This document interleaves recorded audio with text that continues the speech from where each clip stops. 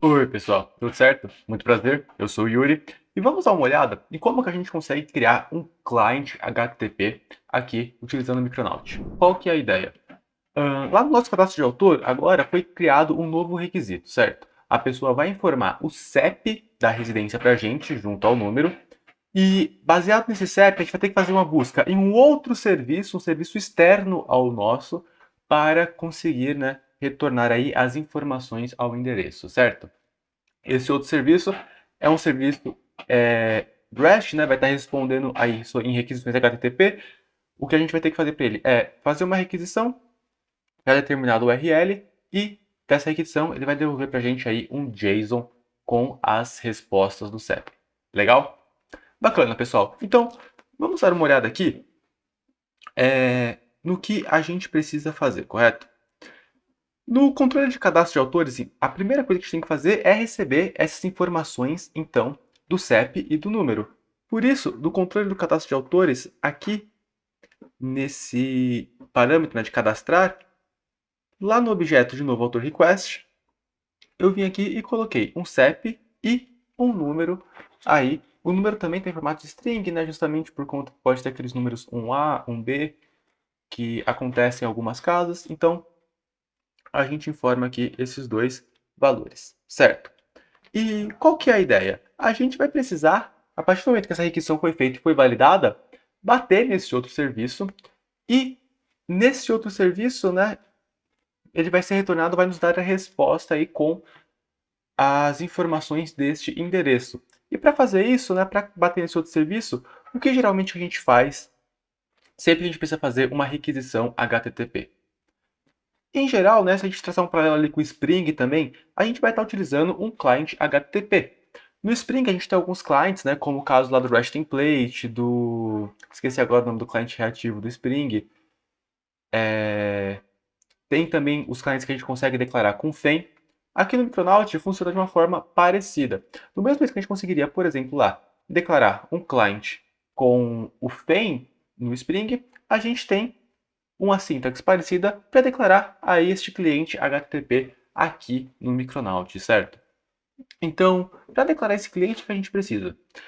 A gente vai ter que usar ele aqui no controller em algum momento, né? Que nem está aqui na linha 21, onde a gente vai lá e invoca esse endereço client aí falando para ele consultar esse CEP.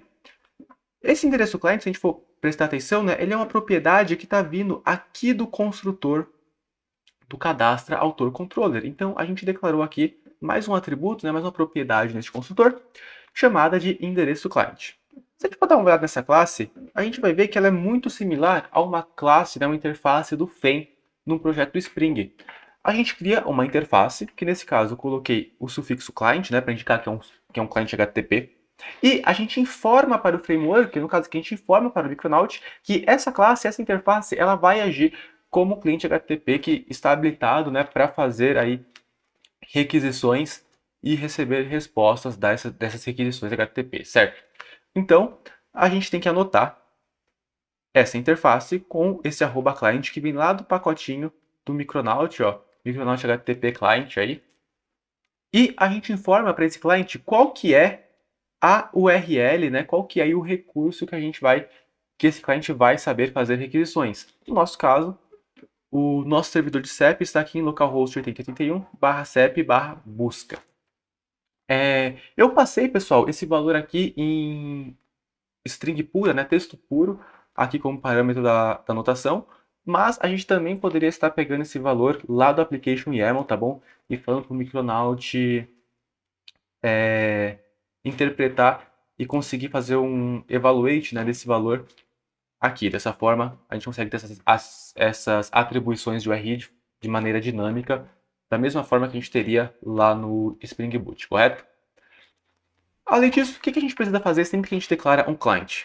A gente precisa criar um método, uma função, e falar qual é o método HTTP, né, qual é o verbo HTTP aí, que esse método que a gente criou, que essa função vai atender. No caso, a gente aqui está falando para criar uma função chamada consulta, que vai atender ao método get aí do HTTP. Então, quando a gente for lá e falar assim para o cliente, ó, endereço cliente, por favor, consulte este CEP que a gente passou aqui como parâmetro, o Micronaut vai lá e vai fazer uma requisição do tipo GET para essa URL aqui, certo?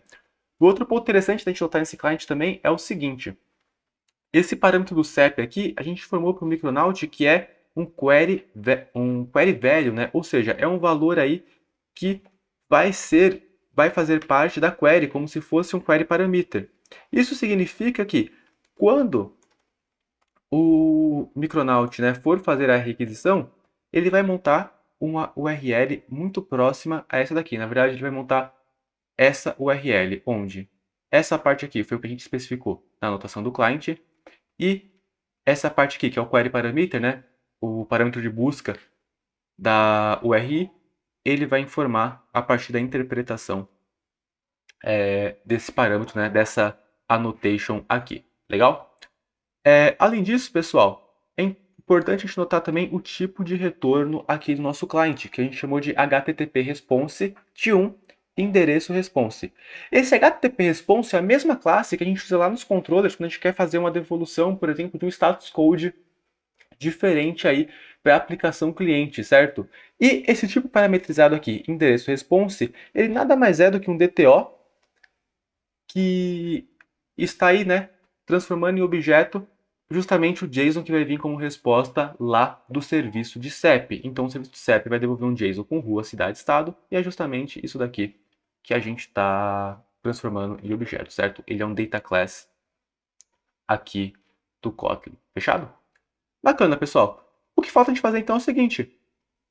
Aqui no nosso controller, quando a requisição entra no controller, a gente vai lá e fala para o Micronaut, por exemplo, pede, né, para o cliente consultar aí esse CEP baseado consultar esse endereço, né, baseado neste CEP aqui.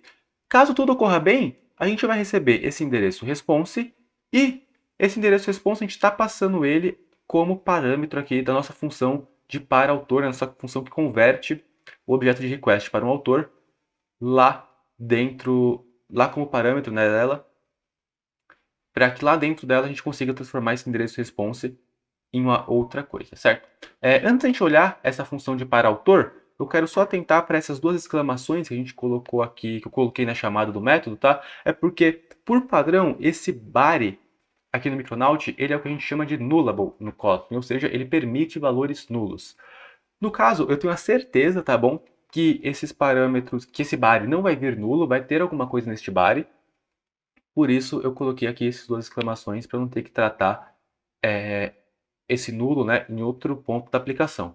Mas, pensando naquelas coisas de boas práticas de código, principalmente naquelas boas práticas de Design by Contract, né, o mais correto, né, talvez fosse a gente checar para ver se realmente esse HTTP response que a gente recebeu aqui da chamada do client tem um body, e esse body tem um valor que a gente espera, certo? No caso aqui, como a gente está fazendo uma aplicação para testes, eu preferi simplificar e passar aqui essas duas exclamações, né, quando eu estou garantindo que existe esse body aqui na requisição, certo?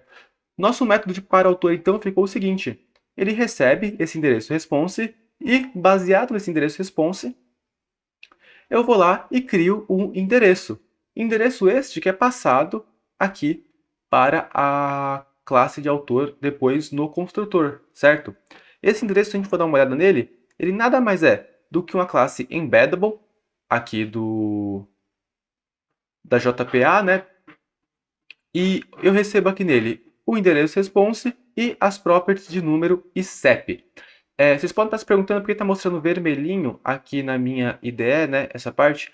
É porque o IntelliJ ele tenta ser um pouquinho esperto, ele sabe que essa classe aqui é uma classe da JPA, e se a gente for seguir a especificação da JPA, a fundo, né, é necessário que toda classe, né, que seja um bin da JPA aí, seja uma classe que faça parte da JPA, isso é uma entity, um embeddable, todos os atributos dessa classe precisam ter getters e setters, certo? Como a gente está usando o Hybrid por debaixo dos panos, o Hybrid ele não precisa disso, não precisa nem dos getters, na verdade, para funcionar ou não, só que o IntelliJ não consegue descobrir isso. Então, ele deixa aqui vermelhinho, só falando, e até ele fala aqui, ó, né, que é necessário ter getter e setter, enfim, mas a gente pode ignorar esse erro, que é só a ideia tentando avisar pra gente uma coisa, mas os frameworks que a gente usa já se previram disso, certo?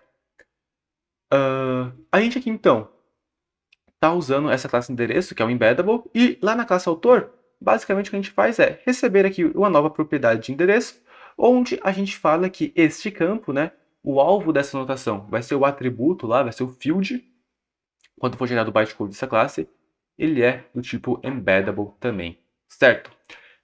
Eu já deixei a aplicação aqui rodando para a gente poder fazer uns testes, então ela já está aqui rodando na porta 8080.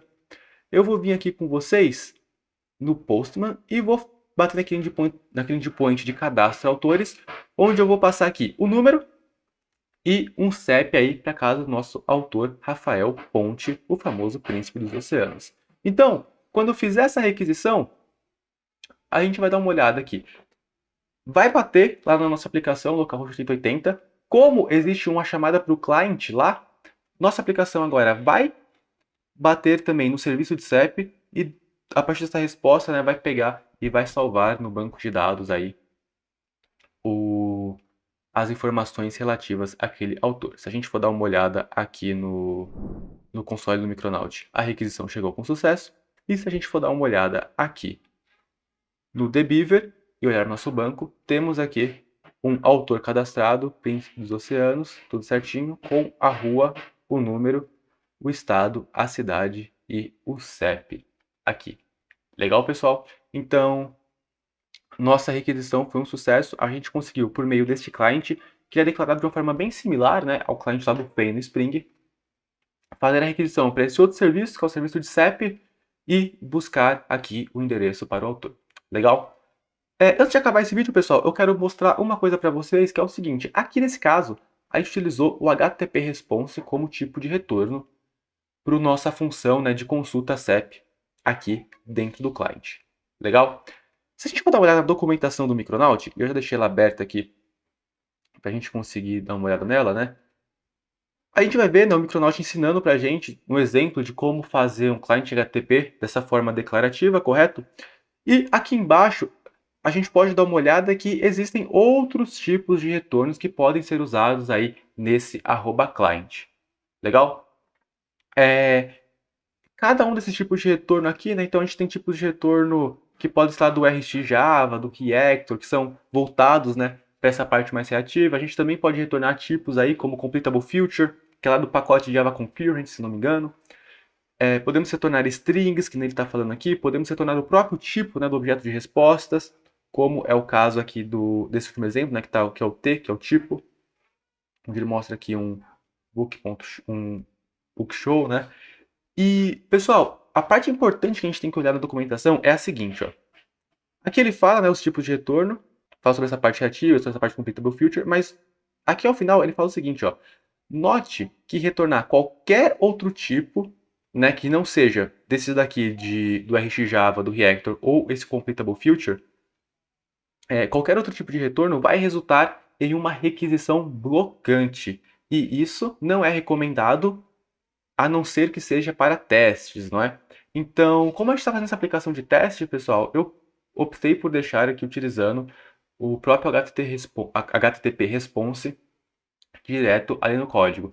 Mas, por conta de toda essa natureza do Micronaut, né, de usar o Event Loop, de sempre que a gente quiser fazer uma operação de I/O, tentar colocar em outro pool, que é um pool de threads específico para I/O, né, para deixar a sede do Event Loop ali livre para sempre estar trabalhando, é interessante que a gente, na hora que for colocar o projeto em produção, tá, opte por um outro tipo de resposta aqui, como no caso, esses tipos de respostas mais reativos, porque dessa forma a gente consegue fazer essa requisição em um outro pool de threads e deixar lá a thread do event loop livre para continuar aceitando aí novas requisições e dessa forma diminua a latência, né, diminui o tempo de resposta do nosso serviço.